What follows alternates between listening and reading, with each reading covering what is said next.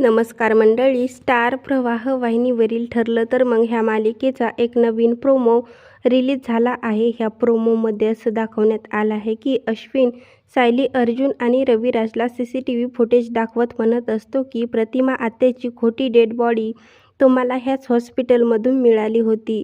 त्या दिवशीचे CCTV footage, त्या दिवशीचा CCTV फुटेजमध्ये एक व्यक्ती हा डेड बॉडी घेऊन जात दिसत असतो. तेव्हा अर्जुन म्हणतो की खोटी डेड बॉडी अरेंज करणाऱ्या माणसाचा प्रतिमा आत्याच्या अपघाताशी संबंध आहे. तेव्हा रविराज म्हणतो की मैफतचं गायब होणं, प्रतिमाची खोटी डेड बॉडी आणि हॉस्पिटलमधलं हे फुटेज, हे सगळं एकमेकांशी कनेक्ट आहे.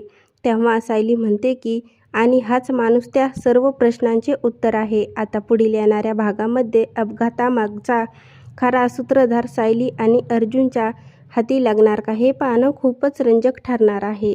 ठरलं तर मग ह्या मालिकेचे नवनवीन अपडेट पाहण्यासाठी माझ्या चॅनलला लाईक करा, शेअर करा आणि सबस्क्राईब करायला विसरू नका.